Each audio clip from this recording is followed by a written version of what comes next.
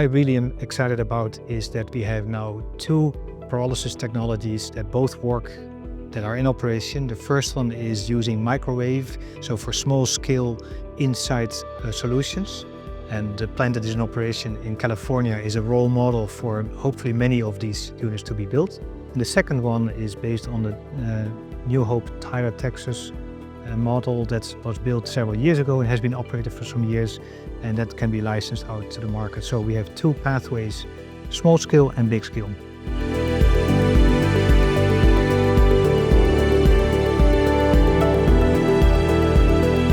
Yeah, so besides technology, there's also legislation that have to support these investments, or at least not be in the way of these investments. And then there's economics.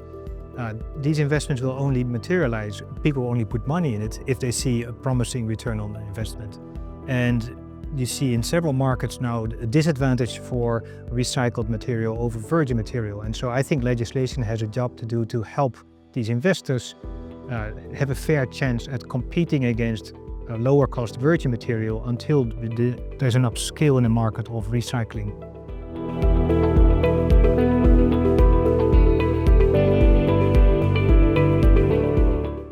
I'm a bit of a skeptic. I think we try to solve regulation with more regulation and we should simplify it. And earlier today at the Go Circular conference was a lot of talk about how can we simplify regulations, make it simple and make it fair.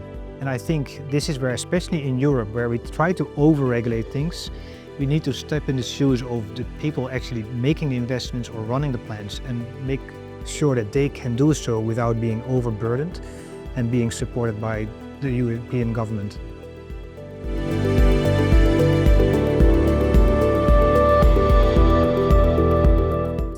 So there's a lot of emphasis on the process in Lummus Technology. So how do we best process waste plastics into meaningful products?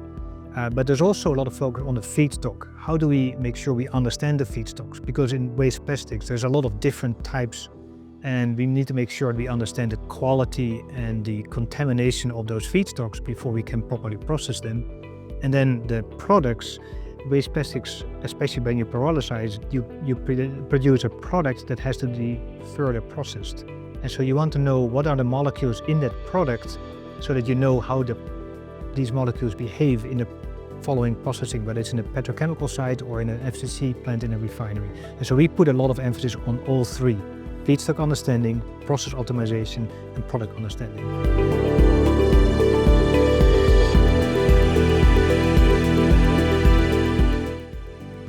So far it's been very good. I've been to a few Go Circulars before. So far this is the best in terms of participation and also the mix of different angles from which people come together here. And so there's a healthy dialogue. Even on the first day there was a lot of debate and constructive dialogue. How can we achieve what we want to achieve together instead of each trying to pursue it independently? And so I think this is the strength of Go Circular as a platform to bring people together and come to solutions.